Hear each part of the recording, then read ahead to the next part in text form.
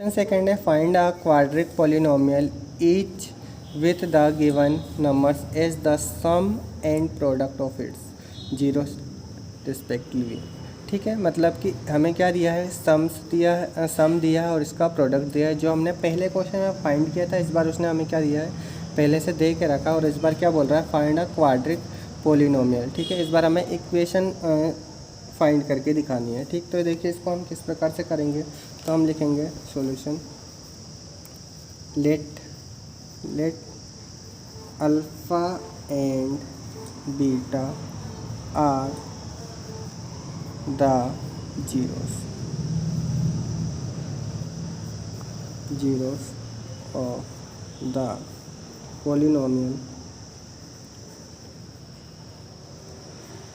polynomial ax square plus bx plus c, then we have।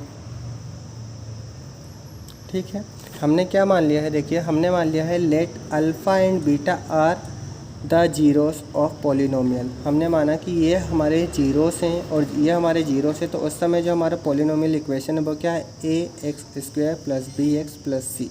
तब हमें क्या मिलेगा, तो हमने सम ऑफ जीरोस के लिए हम क्या करते थे, जीरोस का सम करते थे। तो इस बार हमने लेट किया है जीरोस जो क्या है हमारा अल्फ़ा और बीटा, तो इन दोनों का क्या सम।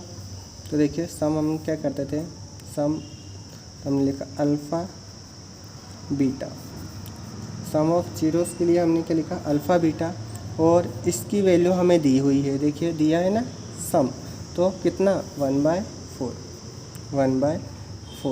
ठीक, और एक चीज़ आपको और याद होगा, फिर हम सम ऑफ जीरोस में फॉर्मूला क्या लिखते थे, minus coefficient of x upon coefficient of x square. तो इसमें देखिए यहाँ पे अगर हम इसको फॉर्मूले के रूप में लिखें इस इक्वेशन से, तो हम क्या लिखेंगे, माइनस कोफिशिएंट ऑफ एक्स। तो यहाँ पे देखिए कोफिशिएंट ऑफ एक्स क्या है, बी, वेरी गुड, और कोफिशिएंट ऑफ एक्स स्क्वायर क्या है, ए। तो ये हमारा हो जाएगा ए। ठीक है, तो यहाँ पे ए की वैल्यू कितनी आ जाएगी 4 और बी की वैल्यू कितनी आ जाएगी -1। ओके, अब देन अगला हमारा क्या दिया है ये, तो अब हम लिखेंगे क्या, प्रोडक्ट। तो प्रोडक्ट हमारा क्या है, अल्फ़ा इंटू बीटा, क्या है हमारा अल्फ़ा इंटू बीटा। तो हम लिखेंगे alpha into beta. Alpha into beta क्या होता है हमारा, तो अल्फ़ा इंटू बीटा हमें कितना दिया है, सबसे पहले -1, कितना दिया है -1। ठीक है, और इसका फॉर्मूला क्या होता है, तो बताइए आप क्या होता है। तो होता था हमारा constant term upon coefficient of. तो कांस्टेंट टर्म देखिए हमारे यहाँ पे क्या है, सी, क्योंकि सी के साथ कोई भी वेरिएबल नहीं है, तो यहाँ पे हम क्या लिखेंगे, सी अपॉन एक्स स्क्वायर। तो एक्स स्क्वायर क्या है, ए। अब आप देख पा रहे हो कि यहाँ पे जो है ए की वैल्यू, अब इसके नीचे कुछ भी नहीं है, तो हम इसके नीचे क्या मान सकते हैं, 1। तो आप देखिए यहाँ पे हमारी ए की वैल्यू कितनी है 4, और यहाँ पे हमारी ए की वैल्यू कितनी है 1। ऐसा हो सकता है क्या कि ए की वैल्यू दोनों जगह अलग अलग हो, नहीं हो सकता। तो हमें क्या करना पड़ेगा, हमें 4 बनाना पड़ेगा, किसको, इस 1 को। तो हम किस तरीके से 4 बना सकते हैं, तो आपको आता होगा 4 का मल्टीप्लाई हम डिनोमिनेटर में भी करेंगे और न्यूमिनेटर में भी। ठीक है, तो ये हमारा क्या हो जाएगा, -4/4। ओके, क्या हो जाएगा, -4/4। ठीक, तो इसके बराबर में हम क्या लिख सकते हैं कि इसको सॉल्व करने पे हमारा क्या जाएगा, -4/4 × 4। तो यहाँ पे देखिए b की जो वैल्यू है वो क्या हो जाएगी -1, a की जो वैल्यू है वो 4, c की जो वैल्यू है देखिए कितनी हो जाएगी -4, और a की जो वैल्यू है वो कितनी हो जाएगी 4। तो इसको अब हम क्या लिखेंगे, अब हम लिखेंगे कि हमारी जो इक्वेशन है वो किस प्रकार से बनेंगे। तो हम लिखेंगे हैंस द रिक्वायर्ड क्वाड्रिक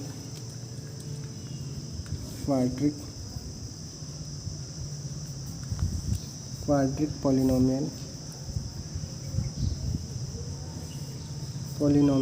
क्या हो जाएगा हमारा। तो देखिए इस इक्वेशन पे जो हमारा a है वहाँ पे जो a की वैल्यू है, तो a की जगह हम a की जगह क्या लिखेंगे 4। देखिए a की जगह क्या लिखेंगे 4, तो यहाँ पे a है तो यहाँ पे क्या आ जाएगा 4, x स्क्वायर है तो x स्क्वायर। ओके, b हमारा यहाँ पे क्या है, प्लस का है, तो हम इसको प्लस का लेंगे तो ये माइनस कहाँ आ जाएगा, इसके साथ आ जाएगा, तो ये क्या आ जाएगा माइनस और x।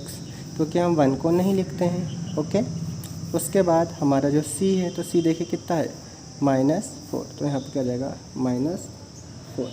ठीक है, इस प्रकार से ये हो जाता है हमारा कंप्लीट। आई थिंक आपको काफ़ी अच्छे समझ में आ गया होगा। अगर नहीं आया है तो आप कमेंट कर सकते हैं, मैं आपको इसको फिर से एक्सप्लेन कर दूंगा। अब हमारा अगला सवाल नेक्स्ट।